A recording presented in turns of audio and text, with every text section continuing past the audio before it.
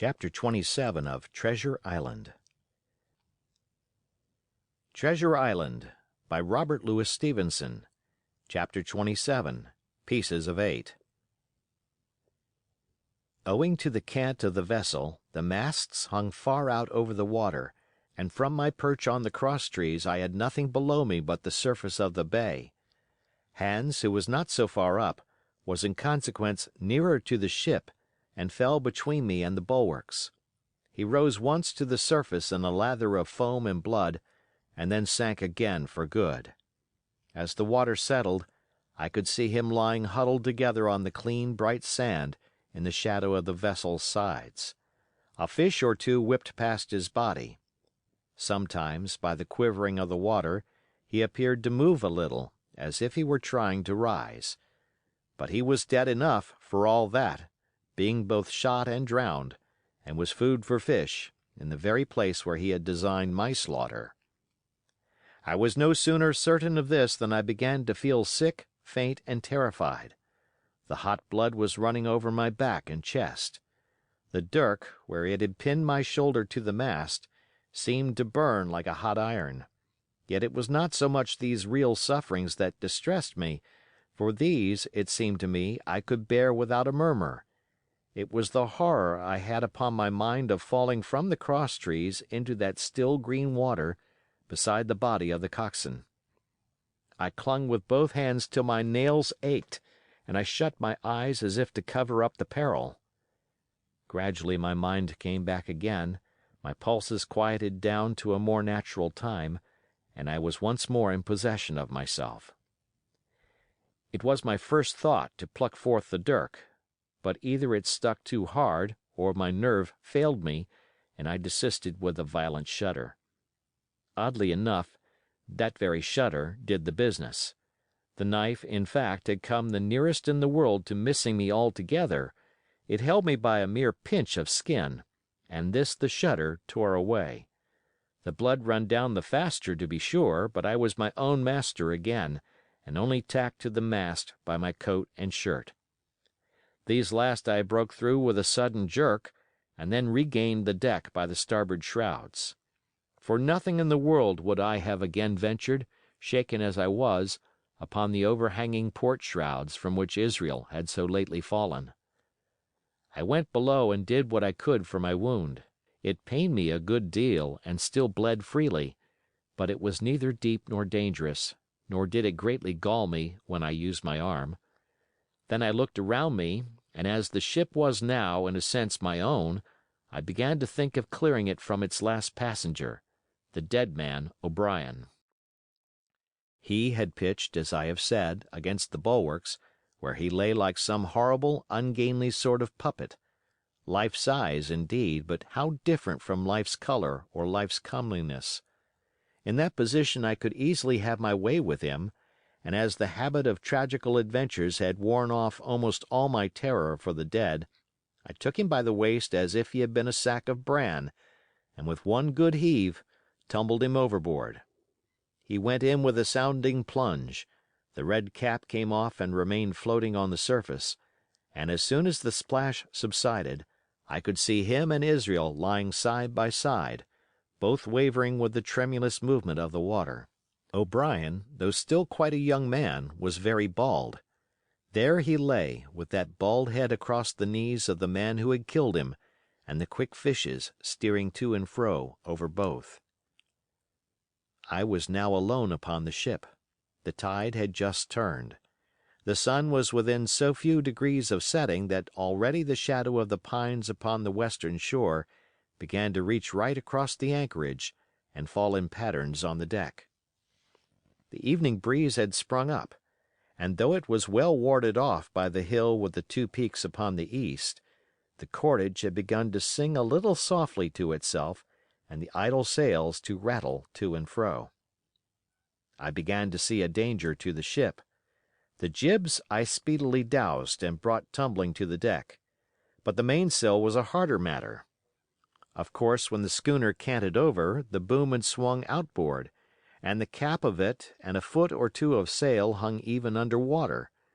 I thought this made it still more dangerous. yet the strain was so heavy that I half feared to meddle. At last I got my knife and cut the halyards. The peak dropped instantly.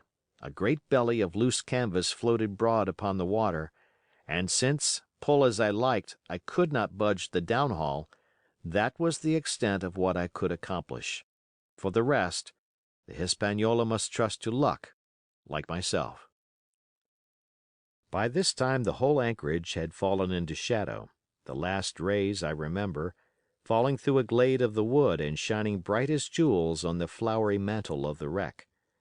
It began to be chill, the tide was rapidly fleeting seaward, the schooner settling more and more on her beam ends. I scrambled forward and looked over. It seemed shallow enough, and holding the cut hawser in both hands for a last security, I let myself drop softly overboard. The water scarcely reached my waist, the sand was firm and covered with ripple marks, and I waded ashore in great spirits, leaving the Hispaniola on her side, with her mainsail trailing wide upon the surface of the bay.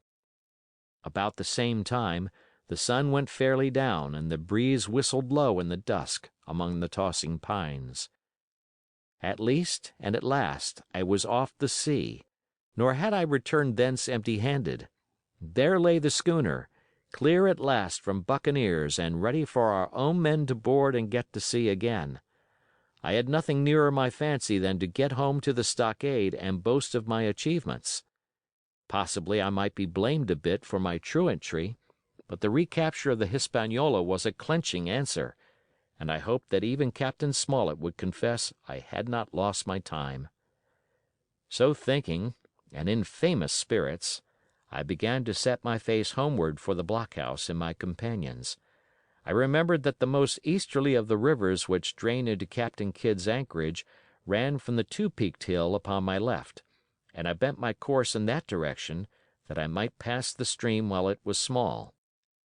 The wood was pretty open, and keeping along the lower spurs I had soon turned the corner of that hill, and not long after waded to the mid-calf across the watercourse. This brought me near to where I had encountered Ben Gunn, the maroon, and I walked more circumspectly, keeping an eye on every side. The dusk had come nigh hand completely, and as I opened out the cleft between the two peaks, I became aware of a wavering glow against the sky where, as I judged, the man of the island was cooking his supper before a roaring fire. And yet I wondered in my heart that he should show himself so careless. For if I could see this radiance, might it not reach the eyes of Silver himself where he camped upon the shore among the marshes? Gradually the night fell blacker. It was all I could do to guide myself even roughly towards my destination.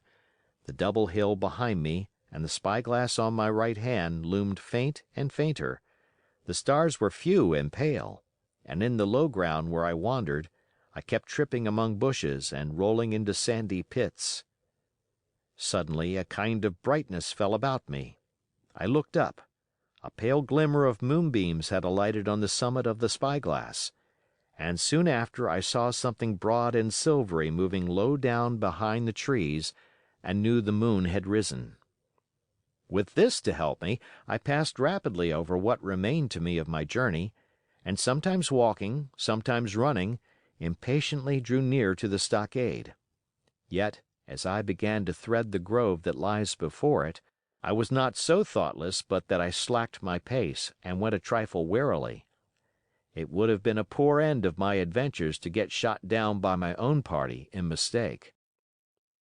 The moon was climbing higher and higher. Its light began to fall here and there in masses through the more open districts of the wood, and right in front of me a glow of a different color appeared among the trees. It was red and hot, and now and again it was a little darkened, as it were, the embers of a bonfire smoldering. For the life of me I could not think what it might be. At last I came right down upon the borders of the clearing. The western end was already steeped in moonshine. The rest, and the blockhouse itself, still lay in a black shadow checkered with long silvery streaks of light. On the other side of the house an immense fire had burned itself into clear embers, and shed a steady, red reverberation, contrasted strongly with the mellow paleness of the moon. There was not a soul stirring nor a sound beside the noises of the breeze. I stopped, with much wonder in my heart, and perhaps a little terror also. It had not been our way to build great fires. We were indeed, by the captain's orders, somewhat niggardly of firewood, and I began to fear that something had gone wrong while I was absent. I stole round by the eastern end, keeping close in shadow, and at a convenient place where the darkness was thickest crossed the palisade.